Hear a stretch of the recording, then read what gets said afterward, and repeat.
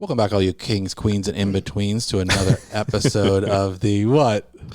No, finish the intro, then I'll tell you. Go ahead. No, listen. This is our starting point of every episode. I'm not laughing at you. It's to interrupt the intro for a second. So it's say from now, it's kings, queens, and in-betweens, correct? Yeah. Have you ever seen Skate the Infinity? No. Wonderful anime, slightly yaoi. One of those that we can discuss another time in a yaoi episode. But there's a character there who, in his English dub opening, he comes in saying, "Hey, you bitches and bros and non-binary hoes," which I thought was amazing. I don't know if it's something that I can pull off regular speech, but every time he said it, makes me think of that. So that's why I'm just laughing to myself. There's also the Thomas Sanders, the YouTuber, and whatever else. I think he started on Vine, but he does the Sanders side things, which is my only exposure to him.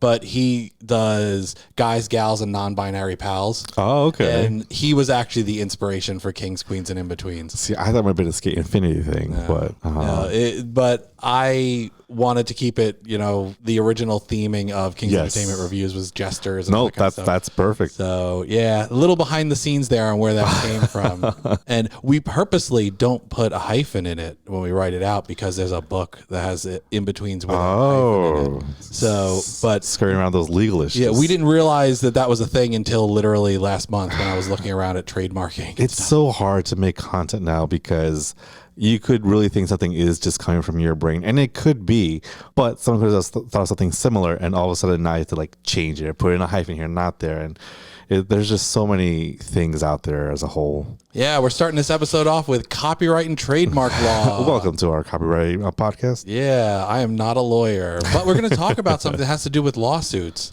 kings, queens, and in-betweens, since I didn't finish what I was saying. But welcome back to the podcast, This Week in Weeb podcast. I think we're starting to hit our stride. And for those of you that are tuning in after episode 2, waiting for that news story that I said I wanted. On bated breath. Yes, waiting for however long it's been, waiting Months. for that news story that I wanted Miguel's opinion on. And I am joined by Miguel, though you've heard him. I didn't introduce him. But that is the TV Tokyo lawsuit against counterfeit Naruto merchandise. I like this article because it's about Naruto, and I'm obsessed with Naruto. But I thought merchandise would be an interesting thing for you to talk about. Yeah, merchandise, obviously you think Naruto, Japanese merchandise, there's going to be toys involved. And again, I am the toy person, so I was surprised at this article, pleasantly surprised, surprisingly. Too many surprises, but it was a good article to read, and it's definitely some interesting points. So I think the thing about this that is interesting is the fact that it's essentially an unenforceable lawsuit because none of them were present. It's not like they had representation for any of these companies. It was a unilateral, uncontested decision. Across the board for everybody. Yeah, and of all of these domain names and companies that were associated with it, but it did come along with judgments that essentially would force the domain names to become inactive, going through the companies like GoDaddy and things like that. And I think it's interesting to see enforcement of something like this in a merchandising culture that is very prevalent when it comes to counterfeit merchandise. Yeah, especially with Japanese culture, which is the whole essence of Weeb, because as we discussed in episode 1, some of our first introductions to the world of anime and everything was through bootlegs. Yeah. And at the time, you think, well, this is a necessity because it's the only way to kind of get this kind of merchandise, this kind of media. But now it is pretty, available almost anywhere. There are ways to kind of stream it, to get it, to purchase it. So it shouldn't be there as much.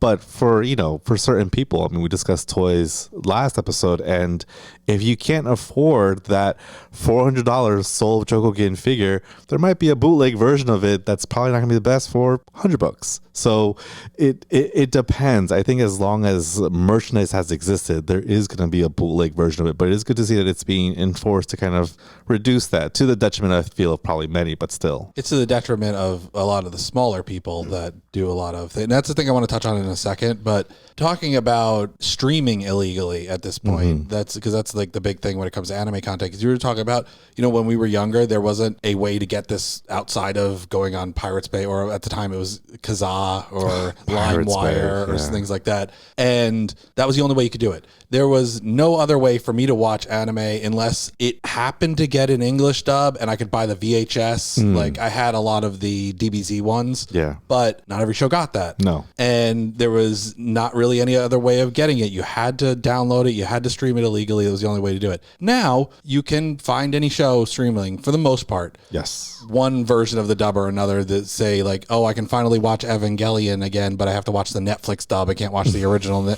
English dub unless I want to find it illegally. But it is available. It's somewhere. Available. Yeah. And the thing is now is cost, because if you want to get all of the seasonal anime that's coming out, you need 4 or 5 different streaming services. You can get a lot of it on Crunchyroll. You can get some of it on High Dive. You can get some of it on Netflix. You can get some of it on Amazon Prime. You can get some of it on Verve. There's all of these different streaming services now. It's like, do you have $50 a month to spend to watch anime? I mean, I have to buy these services. I have all these services because I do constant content. I have to be able to watch them. And yeah, I could do it illegally, but I want to get the actual dubs. I want to make sure that I'm getting the right quality. Exactly. I want to make sure I'm getting them right away. And I do have Netflix and High Dive and Crunchyroll and Amazon Prime. The only one I don't have is Verve, but honestly, that doesn't have that much stuff. So if there's a show that you have been watching on Verve and you're like, why aren't they talking about this? That's why. I don't have Verve. I'm sorry. So you just, how do you not have all the services? Yeah, how do I not have all of the anime streaming services? I was happy when Crunchyroll and Funimation merged, because then I only have to have one. I didn't have to have Crunchyroll and Funimation. But from a bootleg merchandise standpoint, what do you think about people who make fan merchandise, things that you see at cons that are like, whether it's a pixel art thing, or it's a painting that they did, or it's a figure that they made, or something that they carved, or just fan art. Yeah, fan art, anything, prints, anything like that.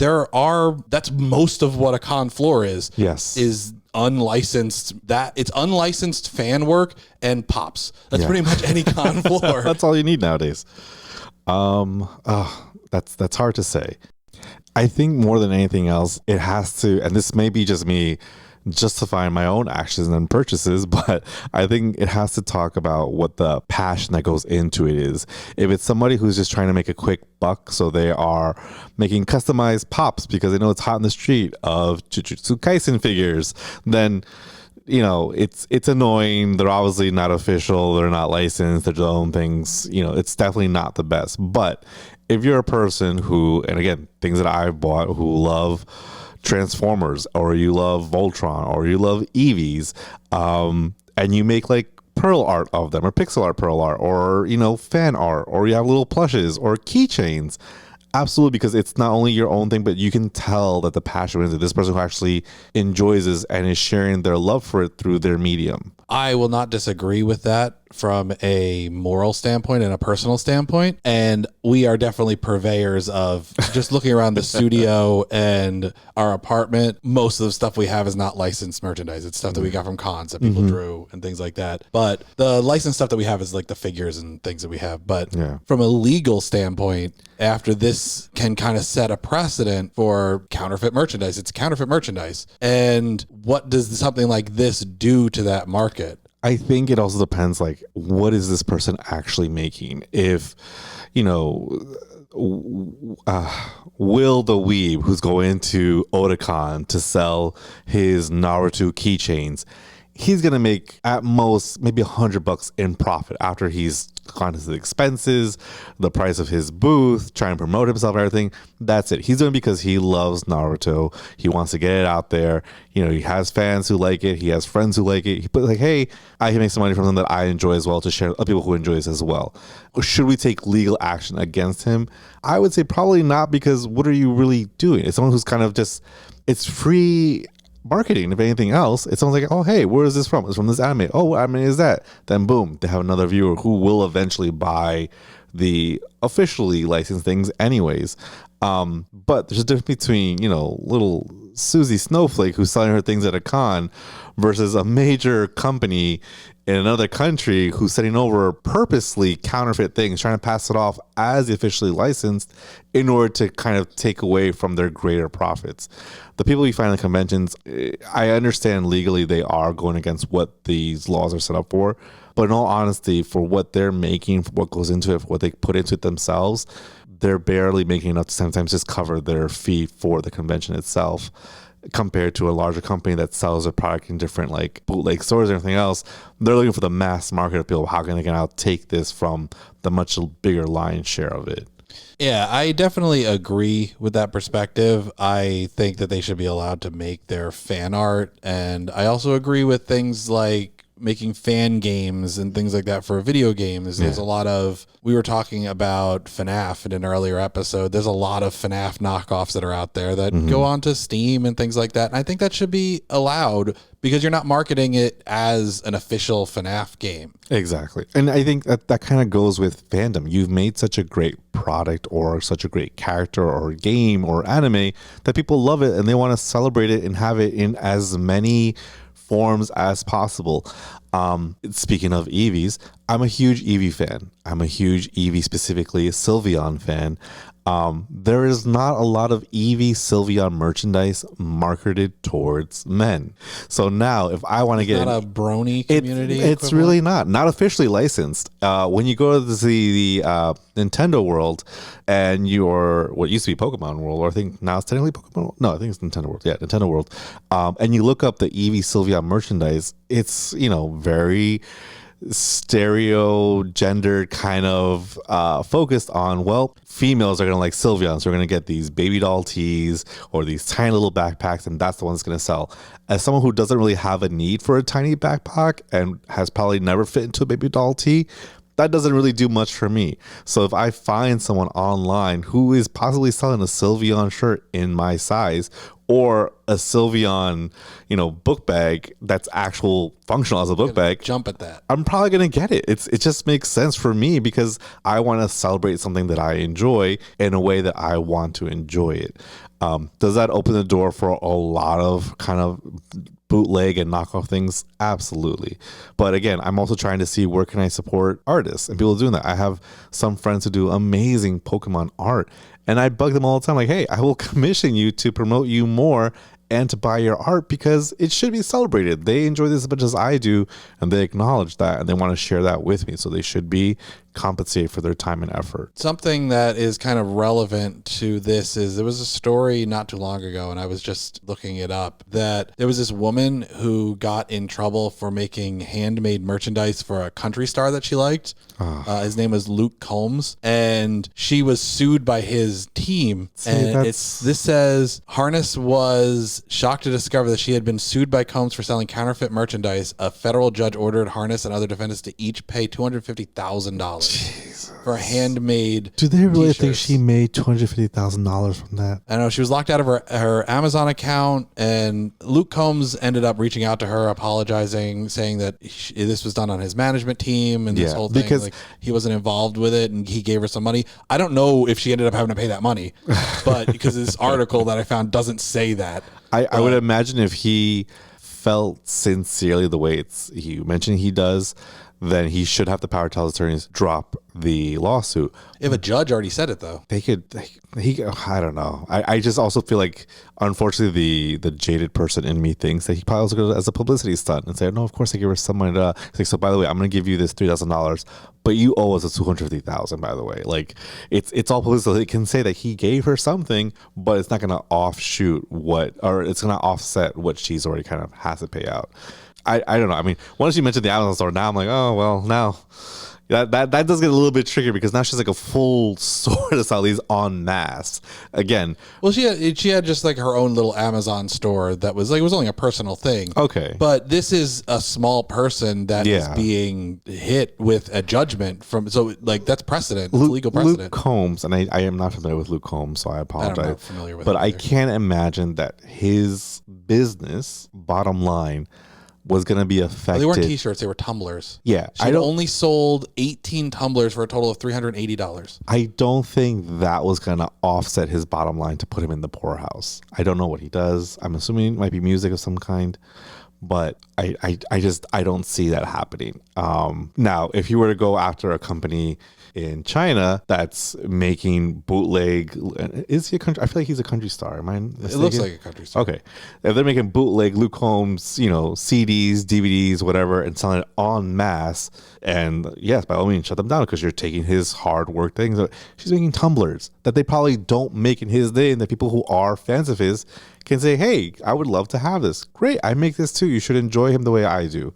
So as a fan, she's making these. Apparently, this had to do with them just doing a long list of people who sold fake merchandise and her just getting caught up in it. But that is something that's apparently common for a lot of big companies. Like they will just go down the list indiscriminately. Which, again, if you're going by the letter of the law to a T, they have the right to do this. This is why they have copyright infringement and everything else fine. But there has to be a bit of leeway and human empathy, I guess, for certain things.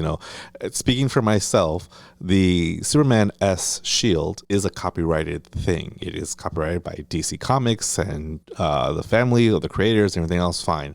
It's owned by them, can be used how they say, so on and so forth. I have that as a tattoo. So they could very easily say, you know what? We're suing you unless you get this tattoo removed if they want to. Will they? I would hope not. But, but they could if they want to stick to the letter of it because I am infringing on the copyright by using their symbol for my own purposes, not for commercial use. But, they depends on how quickly or how detailed they want to follow these laws. I just feel like I had it because I'm a fan of Superman. So I thought this is how I want to show off my appreciation for it. This is how I want to show off my fandom for it. You know what that S means? Sucker. It means hope. It means hope. It means hope. It's the House of L. Depends on who you speak to. Yeah, and I hope that this whole thing doesn't lead to all of those fan creators getting smashed by all of these precedents that are being set. I mean, I know a lot of them are smart and they just like sell things through Instagram and stuff. Yeah. They don't have stores, which is a way around it. Like they're not going to go into a con and be like, "What's your name? Let me sue you." Yeah, exactly. Yeah. It's really, again, I get it, but I feel like it is sad because there are people who they do this because they love something. They do love something so much and they want to share that love with others in their way. And if you know what, as we talked about in the previous episode, when you are doing something that you love as a job and you have a passion for it, that's great. And this person's like, hey, I love Luke Combs. I love tumblers. I want to put these together, and some people who I know are looking for Luke Combs tumblers. You go right ahead. It's not going to really like make or break him at the end of the day, but they felt that it would. Apparently, this one lady was enough to bring down the Luke Combs empire. And Luke Combs empire, that guy that I'd never heard of before this story. I can guarantee he definitely lost some fans after that because I imagine his fans aren't too thrilled with that. Yeah, I mean, he did try to respond with like an apology and donating money and stuff for medical expenses or whatever. I didn't look into. Oh, she had medical expenses too. Yeah, she had congestive heart failure. Oh my god, they were suing a lady. Oh, come on, guys. It is a little rough. So moving past that story, I'm going to jump into another story that I want to talk about, and that is The Boy and the Heron. The film by Hayao Miyazaki has become the first anime film to win the Best Animated Film Golden Globes Award. Which I'm very surprised about because I feel like there were definitely other films that had won it, but I guess when we did our research, or when you did the research, I did no research whatsoever. It turns out that it's the first anime to win the Golden Globe, which, you know what, good for him. I think he's been in the industry long enough to this degree where they kind of hold him as one of the people that's the gold standard for animated films coming out of Japan, and I just think it's weird that it's taken this long. Now, do you think that he, and this is not to discredit him or his work in any way whatsoever, just, processing the thoughts, do you think he won the Golden Globe because the movie was that good, or because it's a Miyazaki film that had been entered as the anime thing and said, well, we have to give it to him? Like, what else can we do? I mean, he's had other ones that have been nominated, and I mean, he's had other ones that have been held in very high regard, things like Spirited Away and Howl's Moving Castle, My Neighbor Totoro. I mean, this awards also hasn't been around that long. Okay. But when I looked into it, I also saw that in 2002, he won for Spirited Away the Oscar for Best Animated Film. So he's I mean, I think anyone in the kind of Japanese Weeb community knows Miyazaki films has at least one favorite movie. That's almost guaranteed. When I did read the voice cast for this, before this news article came out, I did think this is going to win some awards. You don't have this many like high profile people in your movie and not win something for it. And if you want to get into the, shady back alleys of award politics, could that have played something into it as well? Again, I haven't seen the film, but I know of Miyazaki's work. I have seen a few of his films. I can't imagine this wasn't good, but at the same time, to think it's taken this long for him to win a Golden Globe after he's already won the Oscar, you think that what was it that, was a special thing this time? Have you seen it? I haven't seen it. I haven't seen it myself yet. Like I said, I know there's like a ton of famous people. I know William Dafoe's in it. I'm pretty sure Christian Bale's in it. Florence Pugh's in it. Mark Hamill's in it. I mean, this came up against stiff competition. It came up against Spider-Man Across the Spider-Verse. Oh. It came up against the Super Mario Brothers movie. I mean, quality-wise or whatever, but it was very popular and made a lot of money. Elemental, I think I haven't seen Elemental. It did not grab me, and I didn't see Wish either, which it also came up. But that's Disney and Pixar. Yes, too. But I think and again, having seen, I think of the entire list you just named, I only saw the Mario and Across the Spider-Verse. But my understanding is that both Wish and Elemental just did not do well, not just financially, but even like critically. They just weren't as good as other things that have been put out. Spider-Verse was amazing. Yeah. Mario was a very enjoyable, fun movie. Would I have seen as a award winner? Unfortunately not. It's a fun movie. It's an hour and a half long commercial, which is absolutely fine because I bought stuff from it too. But I think with Miyazaki, there is, again, kind of going back to this idea of passion that, he's like, no, I'm going to take my time, put my energy into this, put my vision into this, and help bring on people, which is why I'm sure it wasn't too difficult to bring on these big name stars to voice people, because like, oh, yeah, I'd love to be in a Miyazaki film. What do you think about the mainstream status now when it comes to animation coming out of Japan? And do you think that has anything to do with it? Absolutely. I think, a few years, I mean, like you said, this award category itself wasn't around so long ago. And I think that's probably been a big part of it. The fact that they recognize it as an actual category, something that has to be acknowledged, that animation is something that needs to be recognized and given its rightful due, is a big part of that as a whole. And then we speak about anime specifically, where exactly anime has now transcended so many aspects of animation media across the board that you can't deny it. You owe it to anime as a whole to give it its due, to kind of be recognized and be given its accolades in this regard. Yeah, I think we're going to see more of that going into the future, because there's a lot more knowledge now when it comes to manga sales and like kind of comparing them to American comics, like what One Piece does and compared to like Batman and Superman, which are the highest in terms of DC's catalog. I don't know where they stand in terms of DC and Marvel, but I'm pretty sure Batman and Superman are the highest selling American comics. I don't know the numbers. I might be talking off the top of my head. I can say that back in the day, I don't know if it's the same thing anymore, while Batman, Superman and DC were generally more popular, Marvel always had bigger sales. And I very briefly, very, very, very briefly, I'm really wrong, did work at a comic book store. I worked at a comic book store for a few months before I was unceremoniously let go of. But what I did learn was that, while everybody knows Batman, Superman, Marvel, even before the big MCU stuff, they were the ones that were the moneymakers. X-Men and X-Force are the top two.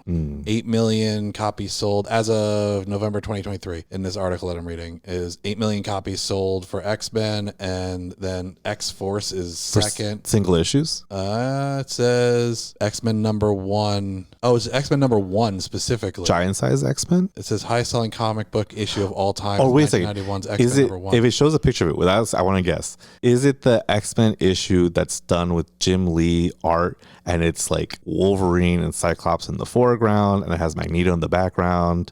No Magneto, but Iceman's in the background. But it is Cyclops and Wolverine. Wolverine's in the front, then Cyclops. Let me see then this. Iceman's Hold on, let me behind see. it. I will pull it over to the other screen. Okay. Yes. So you're absolutely right. That's a wraparound cover. Oh, at the other side. And the other side, what they're fighting, see this part right here? Yeah. That's Magneto. Oh, okay.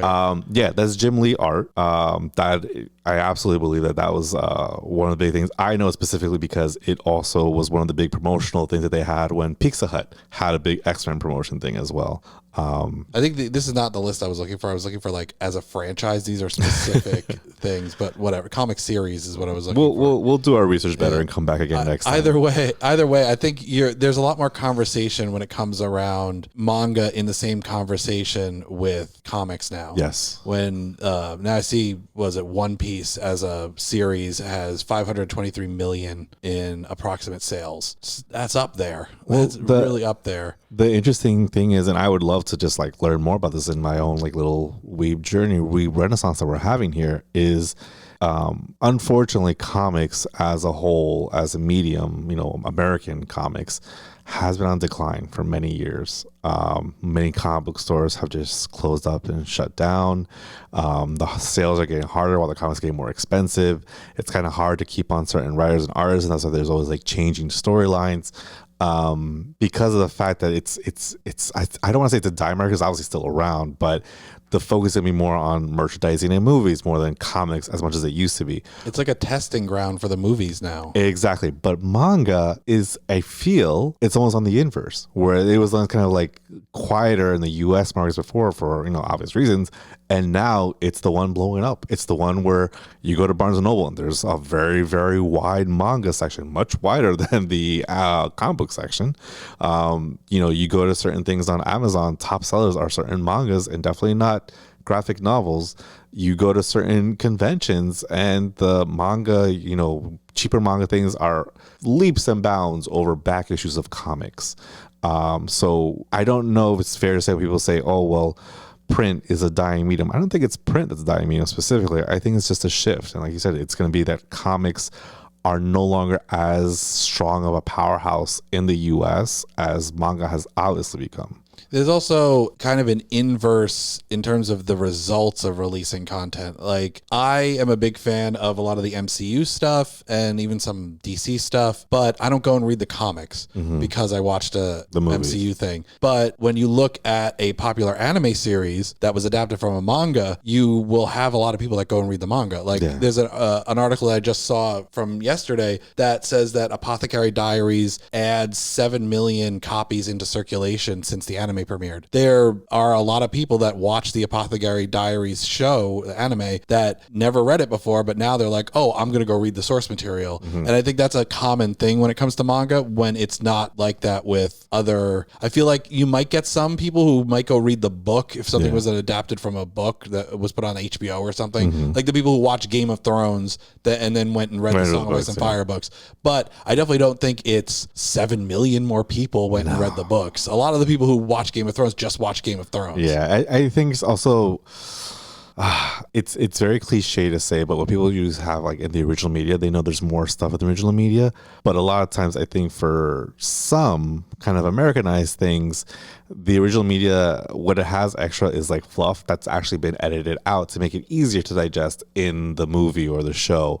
In things like manga, from my understanding, the stuff that's in it that's extra is necessarily fluff, but actually adds to the greater detail of the story as a whole. Like, oh, wow, this is why he's like this, or this is why they do this, or this is why they cut this out completely. And it kind of just adds to it more as opposed to being just extra filler that could have been, cut out for the anime. Yeah, for the most part, there's a lot of good manga adaptations out there when there's a lot less percentage-wise adaptations from books and other media that get made for a Western audience. There are some really bad ones too. There's the 150 filler episodes for the Naruto series, which are actually filler. And there's half of the Boruto series that's also just filler that wasn't in the manga. Jeez. And then there's adaptations like Promised Neverland, who compressed a few hundred manga chapters into a montage that lasts like 7 minutes. And that's a little rough, but those are extreme examples. Yeah. For the most part, a lot of the seasonal anime that's been coming out, they're like one-for-one adaptations. Like I watched Bloom Into You, and that was not seasonal. I mean, it's a while ago, but I watched Bloom Into You, and then I went and read the manga afterwards because it didn't get a season 2, so it didn't wrap up. And it was like page to page adaptation. There was some expanded dialogue, obviously, because you're trying to fill a half hour with a manga chapter, but it was a very faithful adaptation, and it transforms it because you're getting the original version of this source material, you're reading the manga, and then you're getting to see it in a new form, and they both have their merits. Well, I mean, I think, and again, from a very limited anime perspective, oh my God, we're talking about anime on the anime podcast. There are certain anime that also have come out that now get re-released and are more truthful to the original manga. Which I think is great. Brotherhood is a great example. And that was actually out a while ago. But what first came to my mind, since we mentioned it, one of the first animes we mentioned in these podcasts, Sailor Moon. Sailor Moon had come out, and then they had Sailor Moon Crystal, which had a whole bunch of extra things that weren't there before. They edited certain things differently. And, from my take on it, I was like, wow, this is great. Fruits Basket was another one. I watched the original Fruits Basket, and then I watched the updated one. And there's aside from the art just being, beautiful, they definitely did add extra things that weren't in the original one. They kind of gave it a bit more of a serious tone in certain parts. And then they actually had more seasons, which the first run of it didn't have. And kind of just expanded about all those things in the manga that people hadn't had a chance to explore before. Someone who hasn't read the manga, it was nice to kind of see, oh, this is why they did this. This makes sense now. So Hellsing is a good example of that. Hellsing Ultimate was like the manga adaptation when the original Hellsing 13 episode series, which is the thing that got me into it, basically goes 5 episodes and then the entire rest of it is just made up for the anime. And I don't know if that was because it came out while it was still running or they just didn't think they could tell because the whole rest of the story has a lot of weird stuff that I don't think would have. So they did a Game of Thrones before Game of Thrones. Yeah. It was like, we got 5 episodes in and then, hey, we're just going to make up all these characters and all this stuff for the rest of the show. But the Ultimate is a really good one because it tells the story of the manga all the way through till the end, and they were released as OVAs. But I think that's really cool because there's some people, like I'm a big fan of the original Full Metal Alchemist, but Brotherhood is the more faithful adaptation. But I think they both have their merits because in the one where you are making it not exactly faithful to the manga, then you're getting to see the people who made this as an anime tell their story. Yes. Or something like the second season of Black Butler. Second season of Black Butler didn't happen in the manga at all, but a completely full season of independent material. A lot of people don't like it. I don't think it was the best, but you're getting to see that story told by the people who made the anime. Whenever you want to talk about Black Butler, you let me know. Really? We are a very Black Butler positive household in our household, so you let me know. Now, again, full disclosure to anyone listening, there are very, very, very, very few manga I've actually read. Probably can list them on less than one hand, so just fingers. But I know of them, and I have general knowledge of them, so I can definitely give in what I can. But I have seen, like I said, a few anime, and Black Butler is one.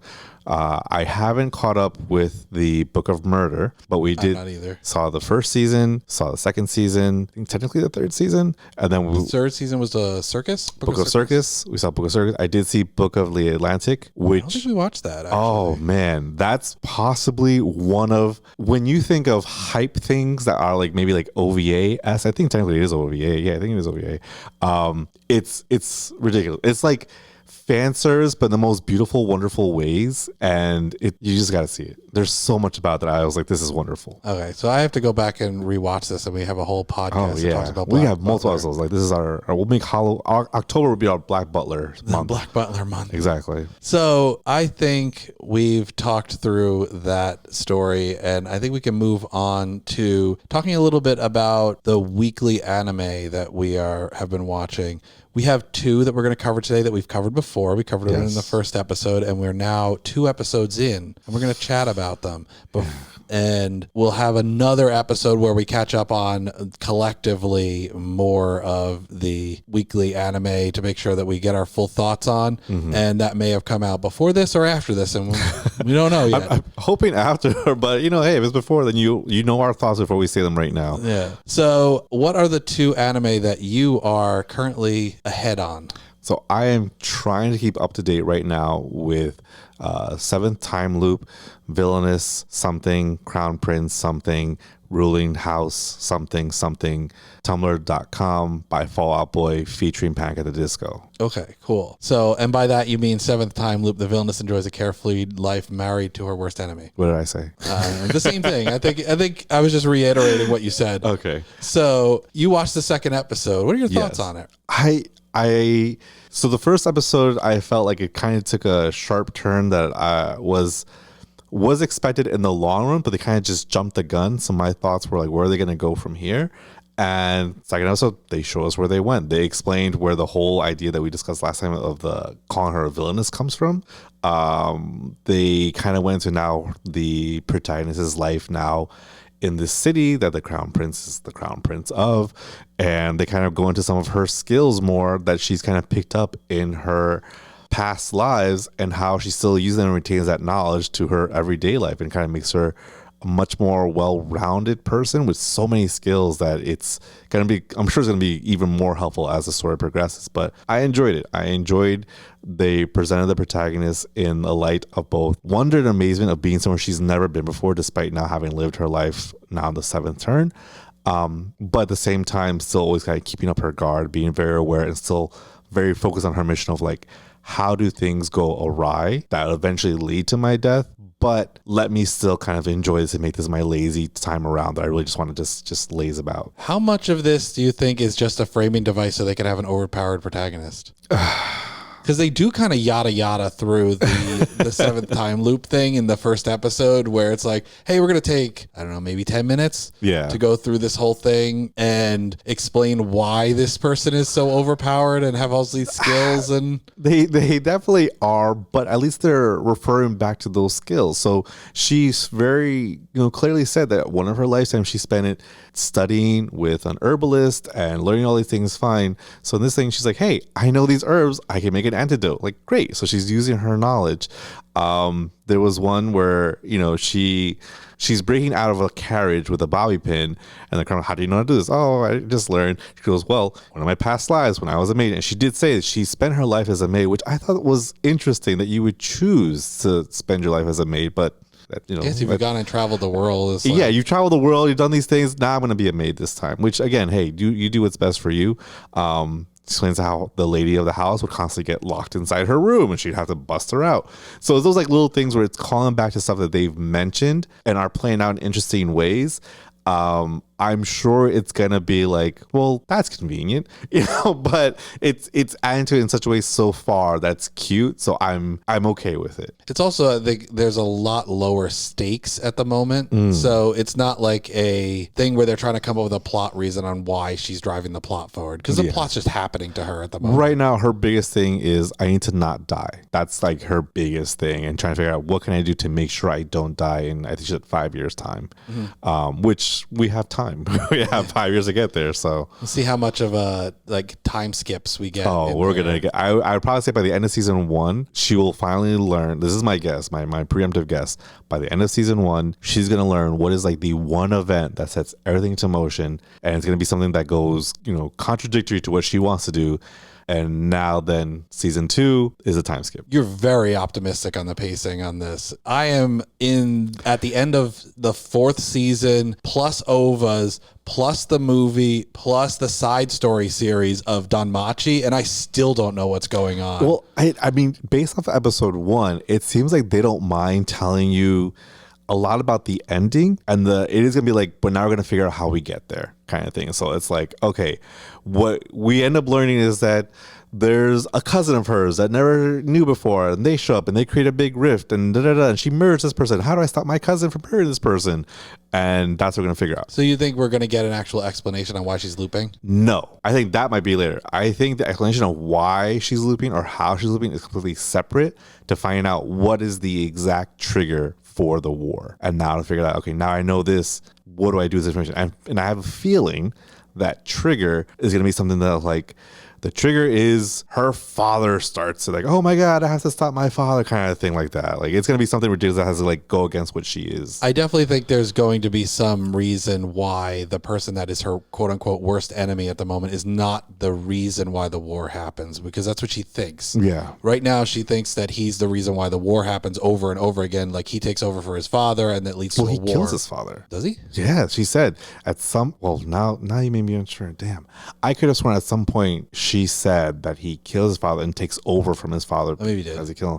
God, well, don't. I definitely think it's possible that the stuff that she knows as a person and she said she's never been to this country before. It was the one country she'd never been to. So the fact that she's only hearing information from outside other sources, I think a lot of that information is going to end up being upturned, that maybe he didn't kill his father. Yeah. Maybe his father was assassinated, or maybe there was some other cause, or maybe there was an inciting incident outside of the fact that this guy started the war, and that's going to lead to them being able to connect and stuff. Because that's the biggest thing between them right now, is the fact that he kills her at one point, and he starts this war over and over again that leads to her death in every life except for one. Yeah, I think I'm hopeful that his blonde assistant, his platinum hair assistant, has something to do with it. If I'm not mistaken, let me know if I'm wrong. The assistant is the one whose life she saved with medicine in one of her lives, correct? I don't know. I feel like there was somebody who was very sick when she's going like her second or third time around, and that's when she was the herbalist, and she saved this person. And I remember them being very platinum blonde, and I was like, when that person will show up again? And then we see his assistant is a person who is also very like white haired. And I kept thinking, I was like, is that the same person? And I keep forgetting to go back to the first episode to watch it again. They don't comment on it if that's the case. Well, technically, he doesn't know her. Oh, okay, yeah. So why would he? No, but she doesn't comment. Yeah. That. Like you'd think that she would say like, hey, I know that guy. Flashback reference to it. Yeah, man, that sounds right actually. But they just seem very interesting. Seem very similar. Sorry. Yeah, I don't know. I think that this can go in interesting ways, and I'm interested to see where it goes. Yes. I do know from like the roadmap of shoujo shows that it's kind of got to go the way where it's like he's not the bad guy. But wouldn't it be nice if there was like a big twist, like he is? Like there's just I would be happy if that ended up happening. It becomes a story of like there's no avoiding your destiny, and some people are just destined to be murderous people. Yeah, like maybe it does have a moment where he has to make a decision, and she thinks he's not going to make the decision because of the bond that she built with him and all that stuff, and he like, still makes it. I am who I am, because he was very quick to kill all those brigands. Yeah. Like he did not. I was like, oh, you made me do it. Like he's not at all against killing extremely violently. Like he's fine with it. So that's something already ingrained in him. So I really like the classic D&D scenario of we're going on a road and we get attacked by bandits. It's very D&D. And then they had their healer at the good point, so it all worked out. This was originally a manga, correct? I believe it was a light novel. What's the difference between a light novel and a manga? Light novel is like a book that's written without the pictures. It'll have pictures, but it's like a small, like a novella, kind of what we would call it here. Okay. I believe The Seventh Time Loop was a light novel. So basically like a novella with some pictures. Yeah. Got it. It does look like it was a light novel. And there's a lot of things to it. Is the entire story encapsulated in that one book, or is it multiple novellas? I don't think there's 4. I thought there was more than that, but there's 4. 2012, 2020, 2021, and 2021. It's a weird gap in there. But COVID. That's possible, yeah. Well, no, from 2012. 2012 to 2020 is like an 8-year gap. Pre-COVID. They were preparing already. But yeah, it was a novel series. Some of them will do a novel series, then an adaptation, and then they'll readapt it into manga. But I think that the light novel adaptations are the ones that end up having a lot of samey kind of elements to them, because there's like a formula for writing a lot of light novels, and you can kind of track it. Which I think you mentioned last time, which is that's why a lot of light novels become like these very long named animes, because it's formulaic, so it's easy kind of just to adapt. What was the other one that you are caught up on? The other one that I'm caught up on is now one that has hit me very personally, and I both love it, and I will admit, I even get like a little teary-eyed when I watch it, because of things I would love to incorporate into my life. Is again Mr. Villain's Day Off. This week in Mr. Villain's Day Off, he It starts off with him kicking himself metaphorically for not taking a holiday when the panda cubs, I guess, were born, the new panda cubs. And he's just frustrated because he has obviously this time. He didn't take this time. And now he has to go just kind of wait like everybody else. It was very cute. One of the cutest things was he makes a little friend, a little child. One of the unexpected but insanely cute things is they're both waiting to see this panda's butt to see what color his tail is. Yeah. They see the tail, and when they have like this shared understanding, like, wow, that's what we're waiting for. They give each other like a pound, like a fist bump. Yeah. And I'm like, that's so freaking cute, man. Come on. You don't get more cute than that. What kind of hit me a little too close to home again is we get introduced now to a new kind of secondary character or tertiary character, depends on your importance to them, of one of the workers within the league who's writing a letter to his mom and tells him that he has the great honor and pleasure working under the general, which is our protagonist guy, Mr. Villain. And he wants to work really hard and everything else. End of the day, we're doing like these reports, which also just shows how bureaucratic the Evil League is. Maybe that's why it's so evil. The Evil League of Evil. But he's working on these reports, and Mr. Villain comes up to him and he's like, hey, what are you doing? The shift's over. He's like, oh yeah, I just have to do these more things. He's like, this was a long day, you should go home. He's like, I know, but I just want to get this done. No. And he's apologizing to him. He's like, I'm so sorry, I'm so slow. So Mr. Villain approaches him, looks at the reports, and as he's going through them, he's like, none of this is where it has to be done today. Don't burn yourself out. Go home. Do you know how amazing I think it'd be for many people to have their boss tell them, you know what, you are working too hard. Relax. It's okay. We will get to this tomorrow. And that kind of enforcement of like, you know what, enjoy your day off. Yeah, work-life balance. Is huge. I think I'm gonna make that my personal goal for this year. It's just having that work-life balance.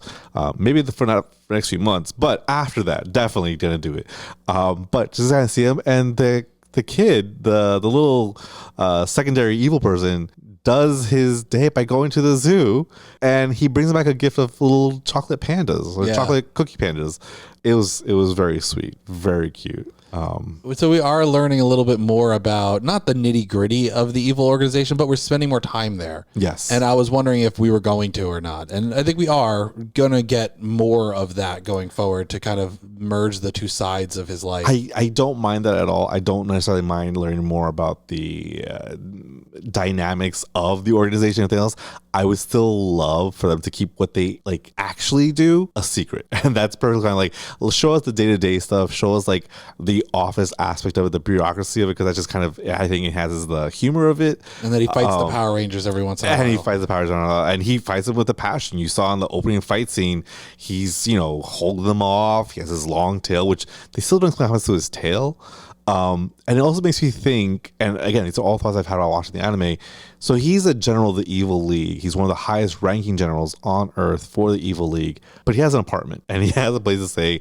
A, what happens to his tail? B, does everybody have an apartment? Does that mean in this city where they're all hanging out, they're just like living there as well? And they have to go get eggs, and they have to go get milk, and they have to do these things. Well, he does talk about encountering coworkers at the supermarket, and he has to leave. So I'm curious. I think it's great that they're incorporating this idea of the Evil League and everything. Everyone has an everyday life. This is their job. They do their job, and they're happy to do it. They have a great work ethic, but they have everyday regular lives. And just like everyday regular people, he has things he looks forward to. We found out that Mr. Villain has an annual pass to the zoo, which God bless him. And we got to see a little resurgence of our favorite current Sentai Ranger there, the Red Ranger. Who I think Mr. Villain is warming up to probably a lot more than he should. Yeah, you need to separate the person from the persona, I guess. And that's a little bit of the thing that you're getting here is, you're the evil general. That person is the Power Ranger, Sentai, whatever. And you're getting to know the person behind the role. Yes. Essentially. And that's going to affect, I feel like that's going to affect his job. That's going to affect his job big time, because I understand there's this huge idea of work-life separation and balance. But if his job is to take down these Rangers, can he still perform that job after he potentially creates a nice bond with him? I mean, in this episode, we saw he not only gave him extra food, he gave him an umbrella. He knows he gets lost, so he gave him directions again.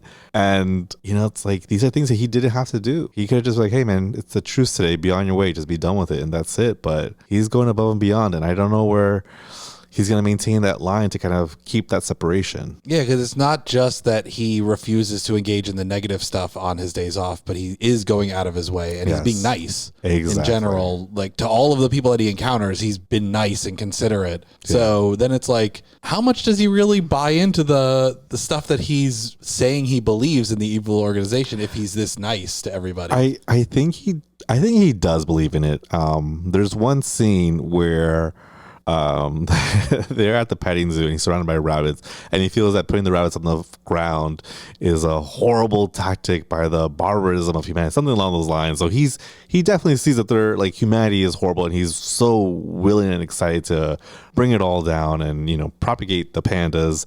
So I feel like he definitely doesn't make that separation of it, but my bigger concern is just going to be, how does it affect his job now when he has become very friendly and familiar? Like, where does that line now stop in the reverse of keeping his personal life outside of his work? He's good at keeping his work outside of his personal life, but now when his personal life is bleeding into the other one, what is he going to do there? There's also, in the rabbit scene, he talks about how he can try and work it into his work where he can get to have rabbits at his job because they're calming to pet and everything. I think he, like many great villains, and we touched upon this last time, he doesn't see being evil as evil. He sees that it's our job. We do our job really well. We take part in our work. It's what we do. At some point, we're going to burn all humanity to ashes, but we really do need bunnies for the office. Like, that's going to help out big time. Yeah, it's going to help productivity. I'm sure it would. Will be calm and focused and rabbits relaxed. Poop everywhere. They poop everywhere. Have you seen their teeth? Rabbit teeth are scary. Yeah.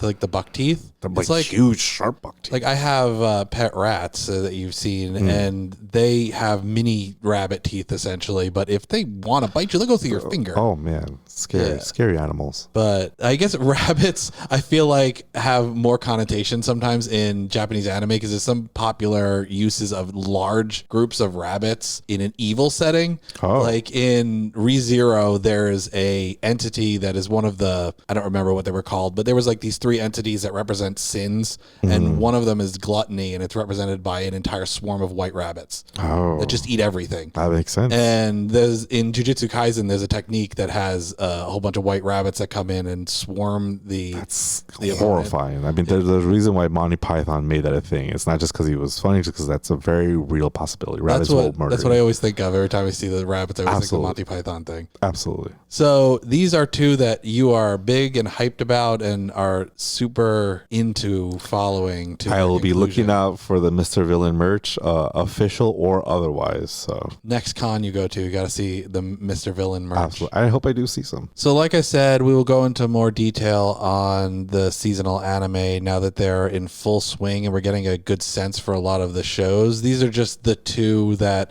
are the ones that we kind of share an enthusiasm about. I will admit, I did try to watch Gushing Over Magical Girls, but it was way too early today, and I can't have that on my TV this early. Like, I couldn't. So I will try again, but it's gonna take a little bit. You don't need that being heard through the walls. Not at 8 a.m. No.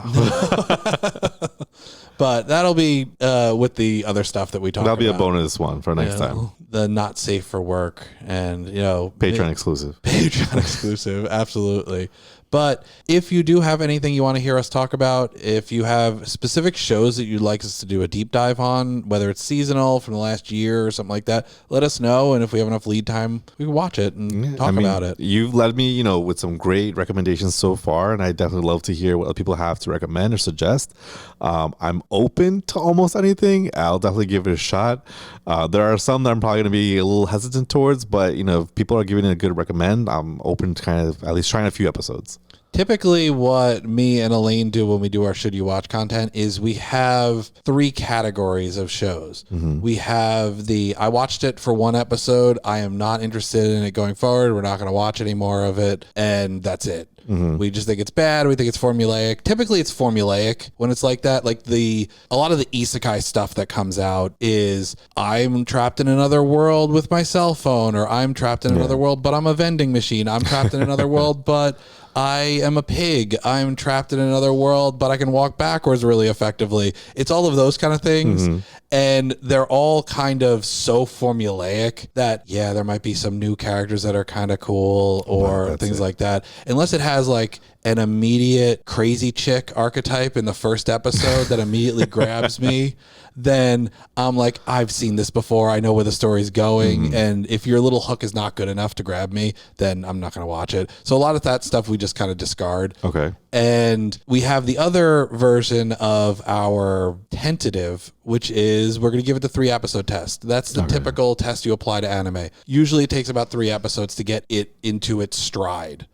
So we watch the first episode or maybe the first 2. We're going to give it 3 and then we'll make our decision. Then after that, we have the I loved this first episode. I don't think it can go wrong. I'm going to give it the whole season. Okay. And sometimes there are shows that surprise us. Like we originally watched I'm in Love with the Villainess last year. And after our first episode viewing, we said we weren't going to watch it at all. I said I think I might have given it the 3 episodes, but it was tentative and Elaine gave up on it.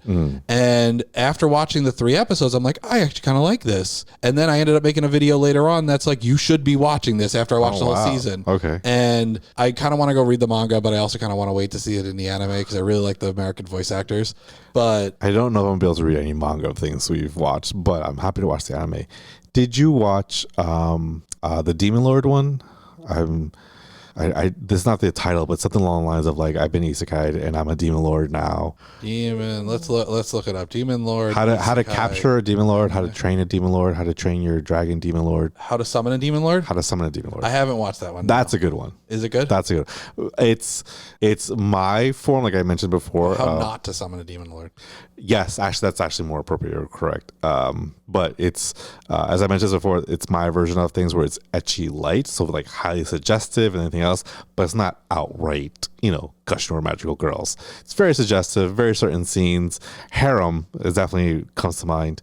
But it was good. I watched season 1. It was really good. I haven't watched season 2 yet. I can see why they decided to go with the title that they did instead of the alternate title. Oh no. The alternate title is The King of Darkness, Another World Story, Slave Magic. Which it's, again, that's not wrong. I mean, The Other World Demon Lord and the Summoning Girls Slave Magic is the light novel series. The spoiler, but the short version spoiler, but the short version is that at least for that aspect of the title, some I think they're elves and I forget what the other one is, but magical girls, magical in the sense of they're supernatural beings. They are girls who have magic. Yes, they summon a demon lord. And it ends up being, I don't want to tell you what he is, but for all intents and purposes, we'll say he's a demon lord.